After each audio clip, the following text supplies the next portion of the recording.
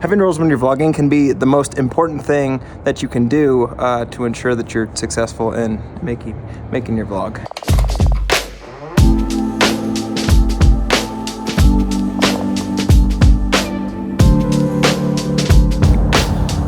On these long runs, the one thing that I love is do a long run in a city that I've never been to. It's like I'm just exploring pretty much the entire time. Okay, 16 miles, I'm 2 miles in, and it's 20 degrees. If I had one complaint, it would be that my nose runs during the cold, so I'm just constantly blowing my nose.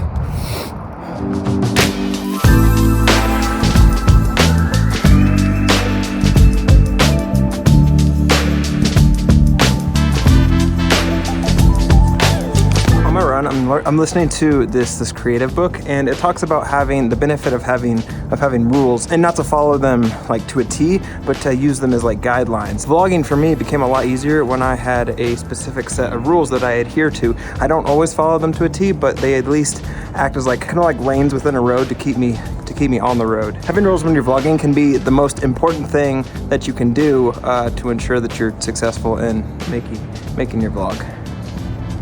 Let me explain. One of my favorite things to do after a run is just eating whatever's in the fridge. Today's Savannah's pizza.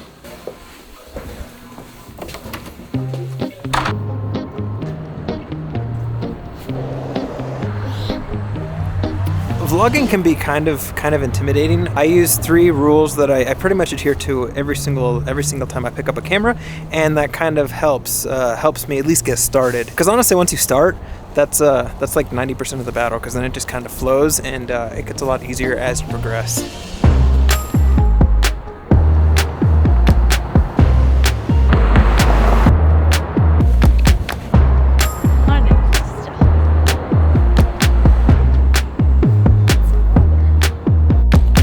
This is like a little walking bridge that I ran across this morning.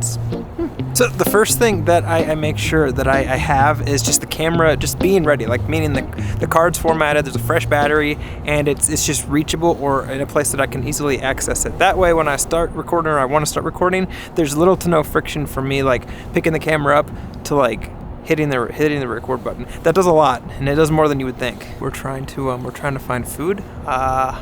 So far no luck. We found a place.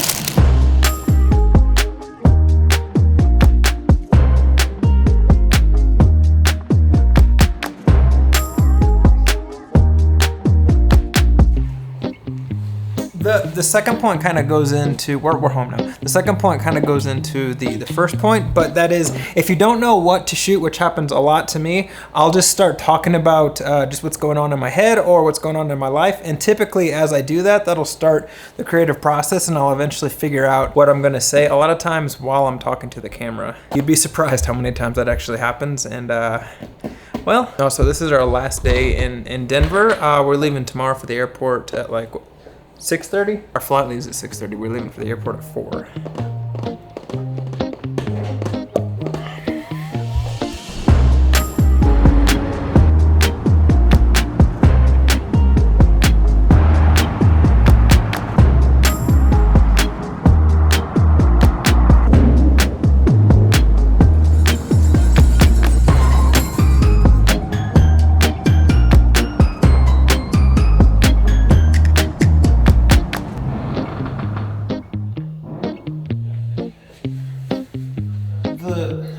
The last one is, it's simple, but it's something that I have to remind myself of every single day. And that's just not to overthink it. I think a lot of times when you're creating something, if you're not careful, you can really talk yourself out of ideas or shoots or anything like that. And that's the fastest way not to do something. So for me, if I get like an inkling of an idea, I follow that right away, and that doesn't give me time to overthink it. Okay. Also, it's been a couple hours since the last tip. We took a nap just because, well, I was tired. All of those clips that you saw were shot on that little Canon point and shoot camera. It's honestly a great camera.